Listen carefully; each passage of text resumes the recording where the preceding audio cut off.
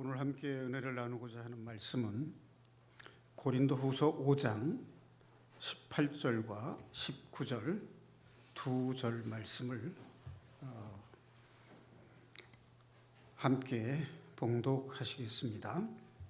신약성경 291페이지 고린도후서 5장 18절 19절 말씀입니다.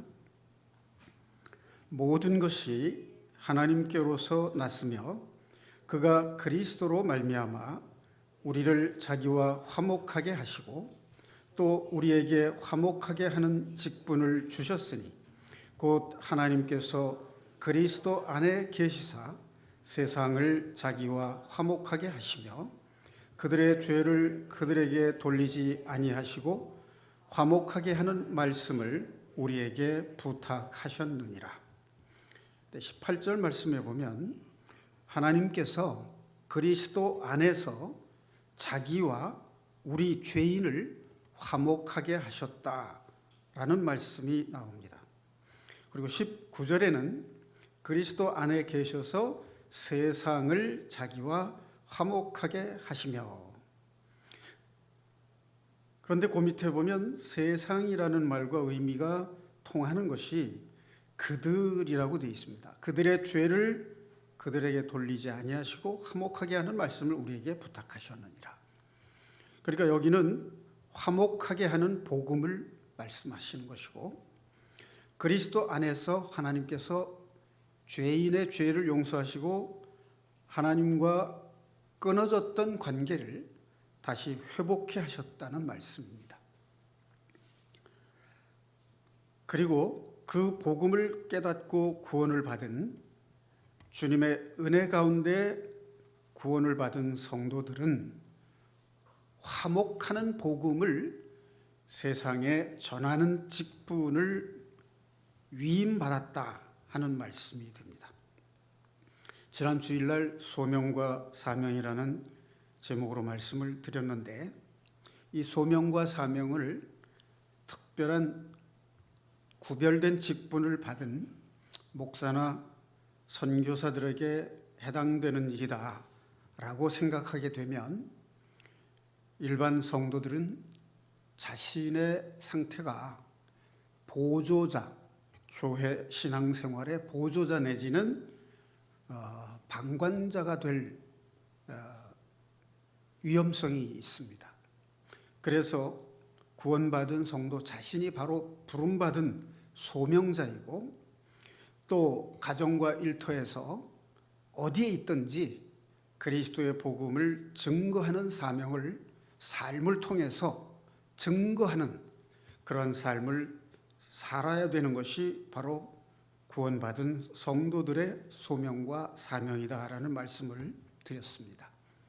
그래서 긴장을 풀고 느슨한 상태로 신앙생활을 할 것이 아니라, 내가 어디에 있든지 바로 소명자요 사명자로서 그리스도를 증거하는 삶을 살아야 된다라고 하는 이러한 생각을 가지고 신앙생활을 하는 것이 믿음을 지키는 가장 중요한 방법이고 비결이 될 것이라고 생각이 됩니다. 자, 이 오늘 읽은 고린도후서 5장 앞쪽에, 즉 4장에 보면 4장 16절 17절에서 겉사람과 속사람에 대한 이야기가 나옵니다. 겉사람이라는 것은 육신의 소욕을 가진 옛사람을 말하는 것이고, 속사람이라고 하는 것은 구원받은 새 사람, 그러니까 부활하신 그리스도와 연합해서 새로운 피조물이 된 사람을 가리킵니다. 그 다음에 고린도후서 5장 1절에서 4절에 보면 땅에 있는 장막집과 하늘에 있는 영원한 집에 대한 이야기가 나옵니다. 그리고 4절에는 죽을 것이 생명에 삼킨 바 되었다라고 하는 말씀이 나옵니다. 그리고 5장 5절에 보면 이것이라는 말은 그 위에 나오는 영원한 집과 영원한 생명을 말하는 것인데요, 5장 5절을 보면 곧 이것을 우리에게 이루게 하시고 하나님께서 우리에게 죽을 것이 생명으로 이루어지게 하시고 그 이루어지게 하시고의 주체는 하나님이십니다.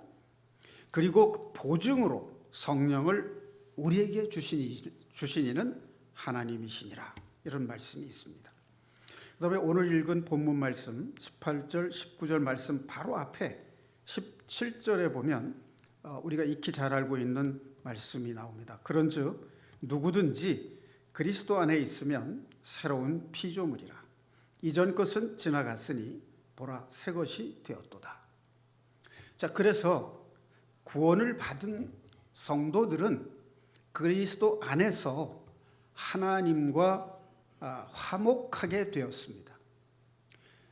하나님과 인간 사이를 갈라놓았던 죄를 주님께서 십자가 보혈의 은혜로 해결하심으로 해서 죄로 막혀있던 하나님과 죄인 사이의 관계가 다시 회복이 되고 아버지와 자녀의 관계로 이어졌다는 말씀입니다. 그럼 그렇게 구원받고 하나님과 화목을 이룬 사람은, 성도는 사람들, 즉 가정에서 가족들과의 화목이 이루어져야 되고, 또 교회 안에서는 형제 자매들과의 사이에 또 화목이 이루어져야 됩니다. 그리고 사회에 나가서 일터에서도 하나님과 죄인들 사이를 화목하게 하는 복음을 전하는 직분을 맡은 사람들이다라고 하는 것입니다. 이러한 사명을 우리가 하나님께서 주신 사명으로 맡은 자들이라는 것을 확실하게 새겨두어야겠습니다. 그것은 구원받은 성도들에게 주어진 특권이자 또 마땅히 실천해야 될 의무가 되는 것입니다. 자, 그리고 14절 앞에 보면 이런 말씀이 나옵니다. 그리스도의 사랑이 우리를 강권하시는도다. 우리가 생각하건대 한 사람이 모든 사람을 대신하여 죽었은즉 모든 사람이 죽은 것이라. 한 사람 아담이 범죄함으로 선악과를 따먹음으로 범죄한 것을 한 사람 예수님께서 순종하심으로 모든 사람의 죄를 대신해서 죽었기 때문에 죄인들을 다시 살리는 하나님의 계획을 주님께서 완성하신 것을 가리키는 것입니다. 15절에서는 그가 모든 사람을 대신하여 죽으심은, 예수 그리스도께서 모든 사람을 대신하여 죽으신 것은 살아있는 자들로 하여금 다시는 그들 자신을 위하여 살지 않고 오직 그들을 대신하여 죽었다가 다시 살아나신 이를 위하여 살게 하려 함이라, 이 말씀이 있습니다. 자, 그러면 이제 18절 19절에서 얘기한 화목과 지금 14절 15절에 나오는 이 말씀을 연결해서 보면 화목하지 못하고 하나님과의 관계가 깨어진 이유는 뭐냐면 자신이 하나님을 대신해서 하나님 자리에 앉아서 자기 왕관을 쓰고 사는 삶, 그게 하나님과 사이의 관계를 깨어지게 한 것이라면 예수 그리스도의 죄 씻음으로 인해서 하나님과의 화목한 관계가 됐는데 그 화목의 은혜를 입은 사람은 어떻게 살아야 되느냐? 살아있는 자들로 하여금 자신을 위해 살지 않고 자신을 대신해서 죽었다가 다시 살아나신 이, 즉 예수 그리스도를 위하여 살게 하려 하심이라. 그러니까 여기에 화목하게 되는 해답이 들어있어요. 모든 구원받은 성도들이 자신을 위해 살게 되면 하나님과 화목하게 되지 못한다는 거예요.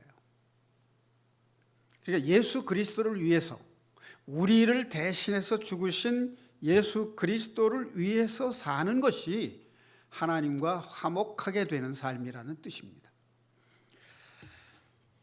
제가 어떤 집사님의 간증을 이제 들은 적이 있는데, 그 집사님이 이제 교회를 처음 시작할 때 이제 장로님 한 분이 계셨는데, 그 장로님이 여러모로 이것저것 참견하고 간섭을 하고 지시하고 책망을 하시는 바람에 굉장히 그 상처를 많이 받았다고 그래요. 그래서 그분을 보게 되면은 피하고 싶고 그냥 보기만 해도 이제 스트레스를 받고 그래서 상당히 괴로웠었는데 나중에 그분이 자기를 괴롭힌 그 장로님 때문에 너무 감사하게 됐다는 거예요. 이제 그분이 이제 전도사가 됐고 좀 그간의 이제 신앙이 성숙돼서 자기를 괴롭게 했던 그 장로님이 자기의 신앙을 성숙하게 하는 그런 계기가 됐다는 거죠. 시련과 고난을 통해서. 그래서 이제는 오히려 감사하게 됐다는 그런 간증을 들은 적이 있습니다. 자, 그런데 문제가 있었습니다. 그분이 이제 전도사가 되고 난 뒤에 자신은 그렇지 않을 거라고 생각을 했는데 교회에 이 일을 맡다 보니까 교회 봉사하는 여 집사들에게 이제 가르치고 이제 책망을 하게 된 거예요. 다시 말하면 자기가 상처를 주게 됐다는 겁니다. 이게 상처받은 피해자가 자기의 상처를 치유하지 못하면 가해자가 된다는 거예요. 가해자로서 또 다른 약자들에게 상처를 주게 된다는 것입니다. 이 가정에서 가장 실수를 많이 하는 곳이 가정이에요. 왜 그러냐 하면 편안하게 가리지 않고 그냥 생각하는 대로 마음 가는 대로 말을 하기 때문에 그렇습니다. 그러니까 아버지들은 자녀가 잘 되라고 훈계를 하는데 자녀들은 상처를 받는 거죠. 또 아내에게 잘 하라고 하는데 그것이 자존심이 상하게 돼서 또 상처를 주게 되고 이제 그런 일이 일어나게 됩니다. 그렇게 되는 이유가 뭐냐면 자신을 중심으로 생각해서 다른 사람을 대하기 때문이에요. 그러니까 자기의 잘못은 작게 보이고 상대방의 잘못은 크게 보이기 때문에 그렇습니다. 그러니까 자기의 잘못은 고치려고 하지 않고 인정하려 하지 않고 상대방의 잘못을 고쳐주려고 하다 보니까 그게 이제 다툼이 되고 상처가 되는 이제 그런 문제가 발생하게 됩니다. 자, 그러면 상처를 치유하는 방법은 무엇일까요? 첫째는 상처를 준 사람이 미안하다고 사과를 함으로써 풀어주게 되면 상처가 치유됩니다. 자, 그런데 대부분의 경우는 상처를 준 사람은 상처를 주었다는 걸 의식하지 못해요. 상처받은 사람은 기억을 하는데 상처를 준 사람은 기억을 못해요. 왜냐하면 상처 줄 의도는 없었어요. 그런데 자기의 성격이 상대방을 지적하고 고쳐주려고 하다 보니까 본의 아니게 이제 상처를 주게 되는 거죠. 자, 그런데 자기의 그 상처받은 마음을 누군가가 알아서 위로를 해주게 되면 또 상처가 치유가 될 수 있습니다. 그런데 이렇게 치유가 된 거는 근본적인 치유가 되지는 못해요. 잊혀지지는 않지만 스트레스 받지는 않지만 잊혀지지는 않아요. 자, 그럼 근본적인 치유 방법은 뭘까 하는 거죠. 자신이 어떤 사람인지를 스스로 깨달을 때 그때 상처가 치유되고 자유함을 얻게 돼요. 이 말을 성경적으로 표현한다면 자신도 또한 죄인인 것을 깨달을 때 자신이 깨지는 거예요. 그래서 자신이 죄인임을 깨닫고 회개함으로써 그 문제가 풀어지게 됩니다. 그 말은 오늘 읽은 고린도후서 5장 18, 19절과 관련을 시키면 자신이 죄인됨을 인정하고 고백하고 회개하는 순간 성령의 임하심으로 하나님과 관계, 회복이 이루어지는 겁니다. 우리가 구원받을 때 죄로 인해서 가려졌던, 깨어졌던 관계가 회복이 됩니다마는 날마다의 삶 속에서도 관계 회복이 돼야 돼요. 왜냐하면요, 이런 거죠. 예를 들어서 우리 아들이 저하고 이제 부자 관계잖아요. 그럼 나의 아들로 태어났어요. 그럼 아버지와 아들의 관계는 뗄래야 뗄 수 없는 확실한 관계입니다. 그런데 자기 생각에 치우쳐서 아버지의 교훈을 무관심하거나 무시하게 되면 어떤 관계가 되느냐면 아버지와의 관계가 소원해집니다. 멀어진단 말이에요. 교제가 되질 않는 거죠. 그러니까 부자 관계에 기쁨이 없다는 겁니다. 아버지의 은혜에 대해서 감사하는 마음이 없어지게 되는 거예요. 그걸 회복하기 위해서는 자신이 어떤 존재인가를 깨달아야 돼요. 그래 아버지의 훈계가 상처가 되지 않고 감사하게 된다는 거죠. 그러니까 스스로를 죄인이라고 인정하고 내려놓을 때 그 속에 자유함이 있다는 거예요. 그것은 성령이 주시는 평강입니다. 자신이 어떤 사람인지를 깨달을 때 우리는 비로소 자유로울 수 있다. 이제 에크하르트 톨레라는 사람이 이제 한 말이라고 합니다. 자, 이번에는요, 남자 집사의 간증 얘기를 하나 소개를 하겠습니다.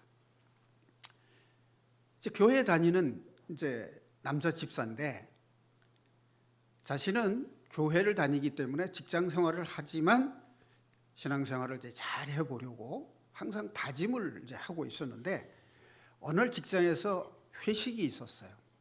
회식 자리에서는 의뢰 술잔이 돌아가게 마련인데 이 사람은 자신이 정말 순결한 신앙생활을 하고 싶어서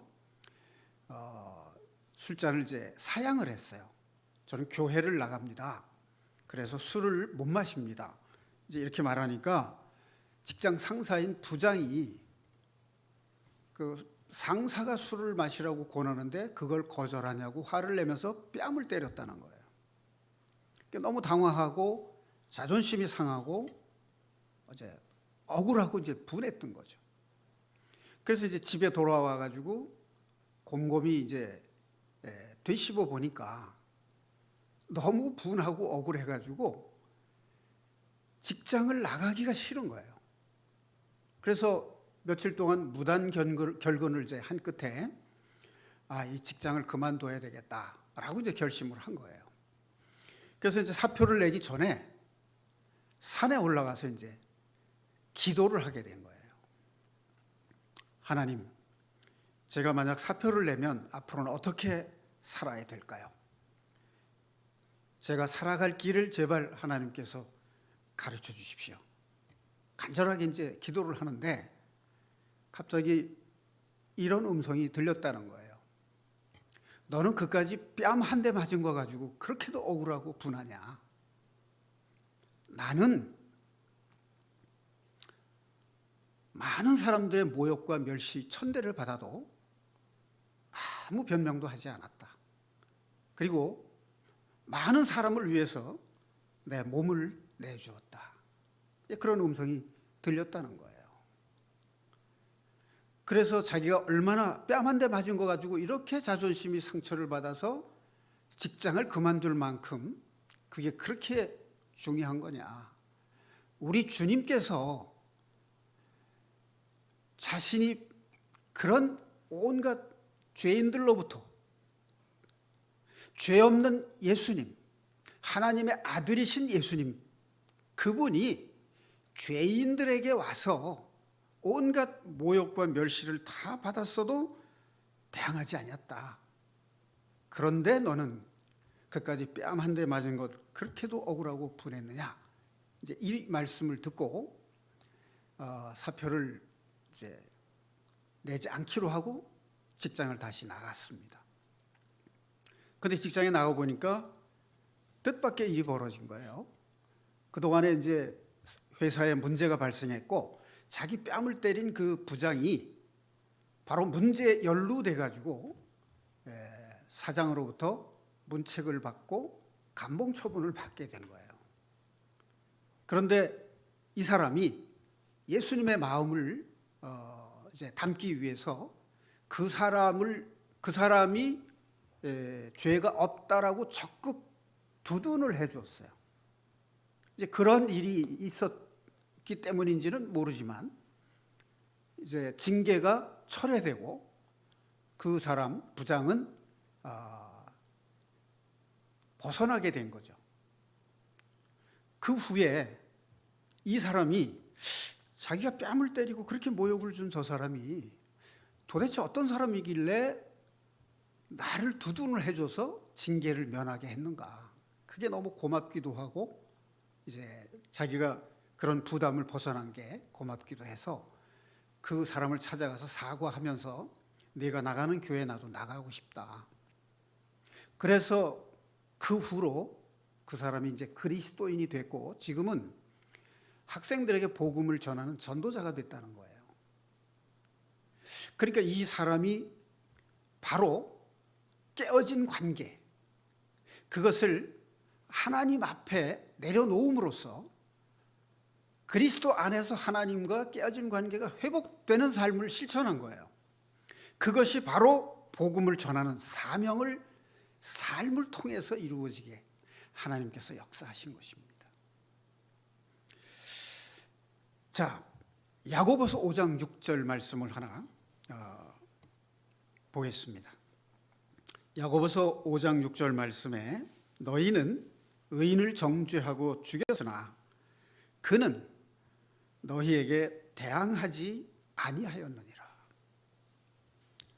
자, 또 베드로전서 2장 23절 말씀에 보면 주님은 욕을 당하시되 맞대어 욕하지 아니하시고 고난을 당하시되 위협하지 아니하시고 오직 공의로 심판하시는 이에게 부탁하시며, 이런 말씀이 있어요. 요즘 이 말씀이 제가 집에 있을 때에도 생각이 나고 또 어떤 설교문을 볼 때도 이 말씀이 보이고 요즘에 이 말씀이 계속해서 제 생각과 마음속에 파고드는 그런 경험을 하게 됐어요. 이 말씀을 익히 알고 있었지만 그냥 머리로 알고 있었고 나도 저렇게 됐으면 좋겠다라고는 했지만 실제로 내 마음속에 필요성을 못 느꼈었어요. 절실한. 그런데 이 대화를 하다 보니까 나를 불쾌하게 하는 사람이 이제 있는 거예요. 그런데 나는 여전히 불쾌감을 느끼고 있고 그걸로 인해서 상대방이 불쾌하게 생각할까 봐 말은 못하지만 내 마음속에는 불쾌함이 있어요. 말을 못하는데 내가 스트레스를 받고 있고 상처를 받고 있다는 걸 알게 된 거죠. 그래서 여기서부터 자유로워지려면 어떻게 하면 좋을까? 이제 그런 생각을 하는 과정에서 이 말씀이 자꾸만 귀에도 들리고 눈으로 보게도 되고 마음속에 새겨지게 되는 그런 일들이 이제 저에게 이제 생겼습니다. 자, 베드로전서 2장 24절 다음 절에 보면 이런 말씀이 이어서 나옵니다. 친히 나무에 달려 그 몸으로 우리 죄를 담당하셨으니 이는 우리로 죄에 대하여 죽고 의에 대하여 살게 하려 하심이라. 그가 채찍에 맞음으로 너희는 나음을 얻었나니. 자, 여기 죄에 대하여 죽고라는 이 말씀이 나옵니다. 죄에 대하여 죽고 그리스도의 십자가와 연합해서 죄에 대하여 죽고, 로마서 6장에 나오는 말씀인데 이 말씀을 아마 거듭해서 여러 번 반복해서 듣고 배우시고 기억하고 계시리라고 생각을 합니다. 자, 그런데 죄에 대하여 죽는 것이 뭐냐 하는 것이 실제 일상생활 속에서 내가 경험하고 있느냐 하는 거예요. 내가 정말 날마다의 삶 속에서 죄에 대하여 죽는 경험을 하고 있느냐. 고린도전서 15장 31절에 나오는 바울 사도의 신앙 고백, 난 날마다 죽노라, 그것이 나의 삶이 되고 있느냐 하는 것입니다. 그것이 무엇을 의미하는 거냐 하는 거죠. 그 답이 바로 23절에 그 윗절에 나오는 욕을 당하시되 맞대어 욕하지 아니하고 고난을 당하시되 위협하지 아니하셨다는 거예요. 그리고 야고보서 5장 6절에 나오는 너희는 의인을 정죄하고 죽였으나 그는 예수 그리스도죠. 너희에게 대항하지 아니하였느니라. 이게 죄에 대하여 죽는 거예요. 그런데 제가 일상생활 속에서 가만히 보니까 어떤 경험을 자꾸 하느냐 하면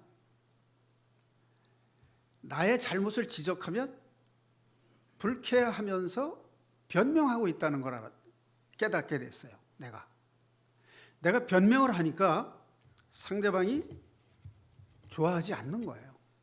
불쾌하게 생각하는 거예요. 그러니까 더 세게 나의 잘못을 지적하고 고쳐주려고 하는 거예요. 그러니까 나는 마주 또 대항을 하고 변명을 하게 되더라고요. 그런데 상대방이 더 불쾌하게 생각을 하고 더 세게 나오니까 내 속에 어떤 마음이 생기냐면, 아하, 그렇구나. 내가 변명하지 않고 마주 대항하지 않고 그냥 위협하지 않고 그냥 내려놓으면 내 마음속에 자유가 있는데 내가 그걸 못하고 있었구나. 그러니까 변명하지 않는다. 그게 자기가 중심이 되고 이기적인 마음을 가지고 있을 때, 세상살이의 모든 중심이 나다라고 할 때는 그게 안 되더라고요. 근데 나를 내려놓으니까, 그러면 편한 거를, 그러면 내 마음에 평강이 오는 것을 왜 이때까지 그걸 못했나. 그 평강을, 내 마음에 오는 평강을 누리는 것이 바로 그리스도의 은혜인데 내가 왜 이 삶을 살지 못하고 있나. 그러자 마음이 자유함을 느끼게 됐어요. 그래서 이제 앞으로는 내가 잘못하지 않았는데 억울하게 비난을 받더라도 변명하지 말아야 되겠다. 이런 마음을 가지게 됐어요. 제가 완전하게 한다는 뜻이 아니라 시작하게 됐다는 것을 말씀드리는 겁니다. 뭐 어떤 분들이 사업할 때 뭐 이꼴 저꼴 별꼴 다 봐도 그걸 다 참아냈다, 이제 그런 간증하는 걸 들었는데, 바로 그런 삶의 모습이 나의 일상생활 속에서도 일어나기 시작했다는 겁니다.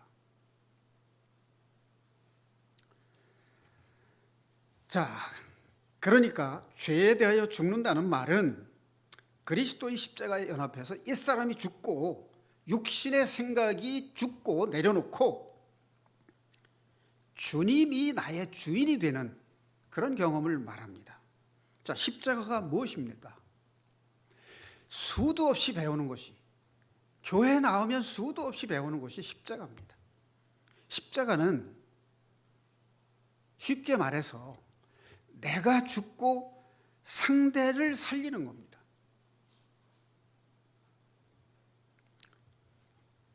나를 정죄하는 그 사람을 살리고 내가 죽는 거. 할 수 있을까요? 내가 하려고 하면 어림없습니다. 내가 살아있으면 어림없어요. 내가 죄에 대하여 죽을 때 가능하다, 이 말이에요. 그것은 내 안에서 성령께서 이루시는 거예요. 내 안에서 하나님의 영이시고 말씀의 영이신 성령을 통해서 하나님이 이루시는 거예요. 하나님께서 내 안에 주님의 마음을 이루시게 나를 내어드리는 것, 그것이 화목하게 하는 거예요. 십자가는 비난과 정죄가 아니라 용서의 상징입니다. 자, 그러면 무엇이 인간관계를 깨뜨리는가? 그 원인이 무엇인가 하는 거죠. 그럼 창세기에 나오는 말씀을 보면 선악과를 따먹게 유혹한 사탄의 그 유혹이 바로 시초입니다. 하나님과의 관계를 깨뜨린 게 바로 선악과의 행위 언약을 깬 것이잖아요. 자, 그런데 그 속에 답이 있습니다. 선악과의 행위 언약을 깨는 순간 우리가 사탄에게 속하게 됐다는 거예요. 이제 주님이 보혈의 은혜로 우리 죄를 대신해서 죽으신 그분을 믿는 그 믿음이 우리를 죄로 인해서 담이 가로막혀서 하나님을 볼 수 없었던 그 관계를 깨뜨리고 하나님과 화목하게 하신 그리스도를 믿는 그 믿음, 내가 왕이 되었던 그 왕관을 벗어서 주님께 내어드리는 그 삶, 주님이 나의 주인이 되는 그 삶이 바로 관계를 회복하는 길입니다.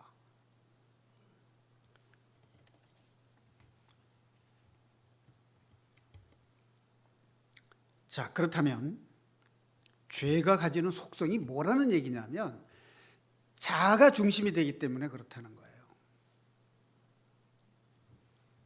내가 모든 일에, 모든 관계 속에서 내가 중심이고 내가 주인이고 내가 왕이기 때문에 관계가 깨지는 거예요. 상대방과 나는 대등한 관계다라고 하는, 주님께서 첫 번째 설교하신 산상 설교의 7장 12절에 보면 대접을 받으려거든 먼저 대접하라 하는 그 말씀이 있어요. 이게 산상수훈에 나오는 황금률, 2대 황금률이에요. 첫 번째 황금률은 뭐냐면 그런즉 너희는 먼저 그의 나라와 그의 의를 구하라. 그리하면 모든 것을 더하시리라. 그것이 제1 황금률이고, 제2 황금률이 뭐냐면 대접을 받으려거든 먼저 대접하라는 것입니다. 그의 나라와 그의 의를 구하라는 것은 수직적인 관계, 하나님과 나와의 관계를 설명하는 황금률이고, 대접받으려거든 먼저 대접하라는 수평적인 관계, 사람과 사람, 인간과 인간, 형제와 형제 간의 황금률입니다. 관계를 깨뜨리는 그 원인은 비난하는 데 있어요.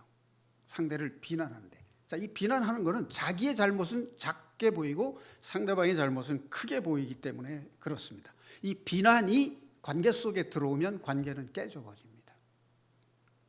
두 번째 관계를 깨뜨리는 또 이유가 뭐냐면 불신입니다. 불신. 어떤 사람이 나에게 이야기를 해요. 그래서 내가 그 사람의 이야기를 한두 번 듣다 보면 처음 한 얘기하고 나중 한 얘기하고 사이에 일관성이 없어요. 모순이 돼요. 그러면 거기에 신뢰를 갖지 못하게 되고 불신을 하게 되는 겁니다. 그러면 속으로 그 사람을 멀리하게 됩니다. 그게 관계를 깨뜨리는 원인이 됩니다. 자, 이 센 사람이 약한 사람에게 상처를 주게 돼 있어요. 여기서 세다는 말은 외적인 조건으로 보면 물질적으로 부자인 사람, 또 신분적으로 권력이 있는 사람, 또 명예가 있는 사람, 유명한 사람, 이런 사람은 자신도 모르게 자신이 자부심을 가지고 있고 더 나아가서는 자만심까지 생기게 돼요.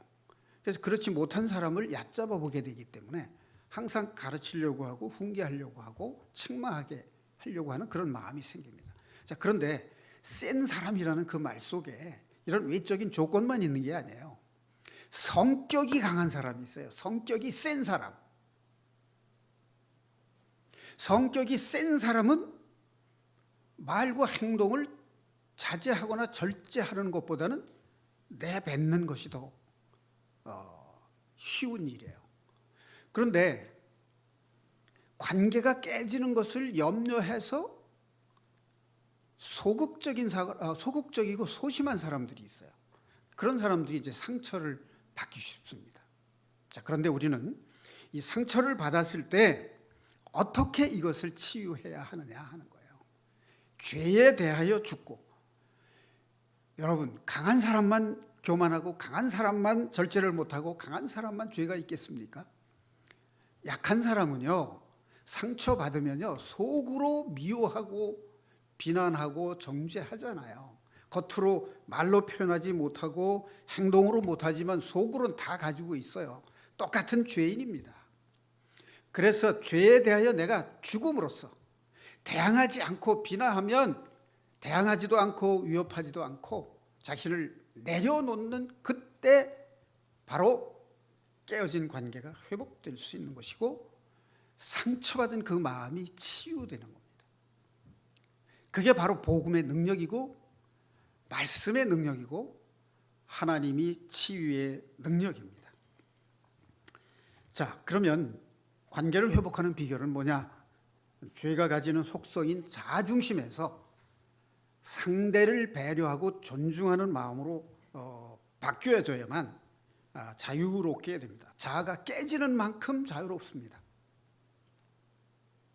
자기가 죽는 만큼 자유로워집니다. 자, 여러분, 대인관계에서 자유롭고 하나님 앞에 자유롭지 못한 삶을 사시겠습니까? 아니면 사람 앞에 자신이 깨어짐으로써 하나님 앞에 자유함을 누리는 삶을 사시고 싶으십니까? 우리는 하나님이 주시는 자유함과 하나님이 주시는 평강과 하나님께서 주시는 은혜를 누리는 그런 삶을 살기를 바랍니다. 자, 요한복음 13장 34절 35절에 보면 주님께서 주신 말씀이 새 계명을 너희에게 주노니 서로 사랑하라. 내가 너희를 사랑한 것 같이 너희도 사랑하라. 이로써 모든 사람이 너희가 내 제자인 줄 알리라 하는 말씀이 있습니다. 이 서로 사랑하라는 이 새 계명 안에 깨어진 관계를 회복하게 하는 비결이 담겨 있는 것입니다. 자, 그런데 우리가 이 깨어진 관계를 회복시키려고 할 때 사람들이 시도하는, 사람들이 저지르기 쉬운 또 하나의 문제가 있습니다. 그게 뭐냐면 문제 자체를 해결하려고 해요. 그래서 화해하려고 만나서 이야기하다가 잘잘못을 따지고 이야기하면 관계는 다시 더 악화될 수도 있습니다.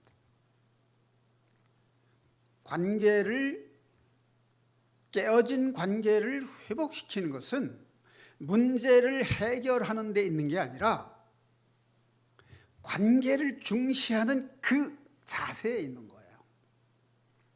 그게 이제 부부 사이도 그렇고 부모와 자녀 간에도 마찬가지입니다.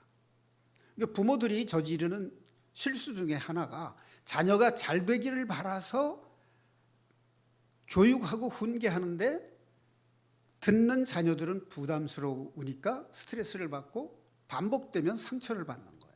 잘 되라고 했는데 상처받습니다. 그러니까 이 문제를 해결하는 방법은 뭐냐면 부모와 자식 간의 관계를 회복하는 것이 우선이라는 거예요. 자, 제가 예화를 하나 들어보겠습니다. 저도 이런 유머를 좀 구사할 수 있었으면 좋겠어요. 자, 어떤 회장님이 자기 친구가 방문을 해서 이제 음식을 대접하려고 이제 그 갈비집을 갔어요.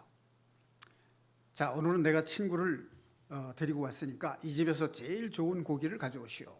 그래서 이제 주문을 해가지고 고기가 나왔는데 보니까 지방이 너무 많이 섞인 거예요. 그래가지고 주인을 불러가지고 여보 최고급 고기를 가져오라고 했는데 제일 비싼 걸 가져오라고 했는데 이게 뭐요? 기름이 너무 많지 않소? 이게 불평을 말하니까 주인집 여자가 뭐라고 그랬냐면 어머나 이놈의 소가 운동을 안 했나 보네 라고 응수를 한 거예요. 아, 이놈의 소가 운동을 좀 하지 운동을 왜 이렇게 안 했나? 왜 이렇게 지방이 많아? 이렇게 대꾸를 하니까 그 회장의 마음이 이제 풀어졌다는 거예요. 그러자 그 옆에 있던 친구가 이제 한술 더 떠서 걱정 마세요 아주머니, 제가 이 고기를 먹고 제가 운동을 열심히 하겠습니다. 이렇게 대꾸를 함으로써 그 대화를 통해서 관계가 회복이 되고 문제 자체를 하려고 했다 보면 아마 관계가 깨졌겠죠. 야단을 쳤거나 서로 이제 큰 소리가 오고 갔을 수 있죠.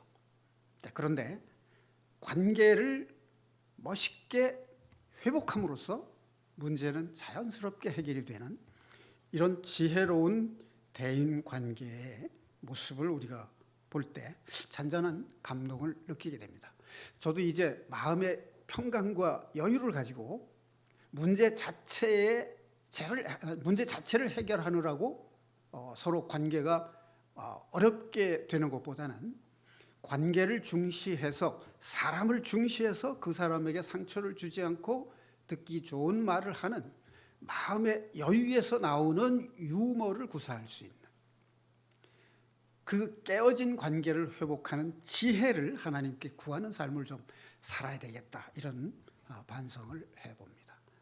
사랑하는 형제 자매 여러분들도 깨어진 관계를 회복하기 위해서는 자신도 구원받은 죄인이라는 생각을 가지고 그리스도와 연합해서 십자가의 죄에 대하여 죽는 그 경험을 통해서 자신의 마음속에 주님께서 주시는 평강과 자유를 풍성하게 누리시기를 주님의 이름으로 축원드립니다. 기도하시겠습니다.